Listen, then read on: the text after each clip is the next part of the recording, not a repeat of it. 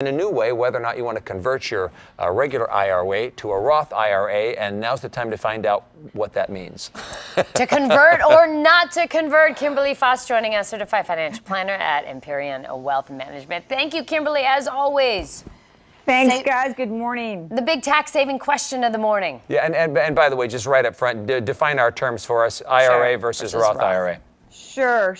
So the new tax code has really made it more favorable for individuals, but also couples to convert. So let's go with the basics.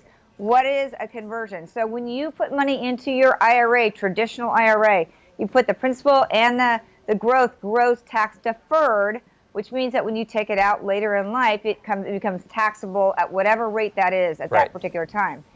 Opposing it would be a Roth IRA, which means that you pay the tax today, whatever your tax bracket is today, put the money in, and it grows tax-free, it comes out tax-free, and all the way to, if you don't spend it all here in your lifetime, it goes to your children's tax-free as well. Okay, so let's break down the timing on this whole thing. When should you convert?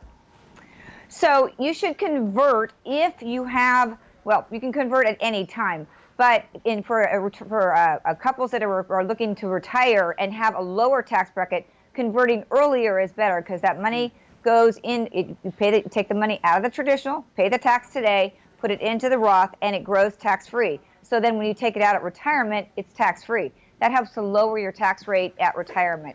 But you should convert only if you have the money to pay the tax, because it's due in April of 2019 if you do it today. Right, yeah, you're going to get whacked with a big tax bill, on all the money that you had put in previously to your IRA because it wasn't taxed at the time. Help me understand when it makes sense not to convert. I know one of the factors is the thought that in retirement, most people make less money in retirement than they make when they're actively working, and so how does that factor in? So if you're going to be if you think you're going to be in a lower tax bracket at retirement, obviously that doesn't make sense to convert and pay the tax today, because you're probably going to pay a higher tax today than you are sometimes in retirement.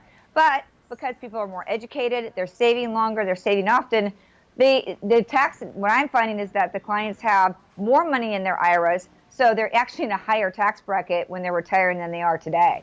Wow, that's interesting. All right, so we got to go. Tell me the person who really should be considering right now doing a conversion.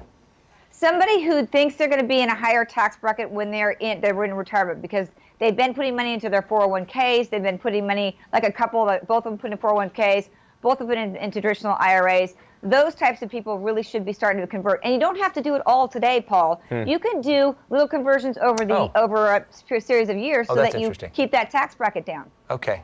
No idea you could do that. Yeah, and as a rule of thumb, the earlier in your earning lifetime, the better to do this. Absolutely. Okay. Absolutely. All right, that's great stuff. And I know it gets complicated. Maybe somebody should talk to you, Kimberly. Call me. We'll talk about that now. Thank you. If you have any questions for Kimberly Foss.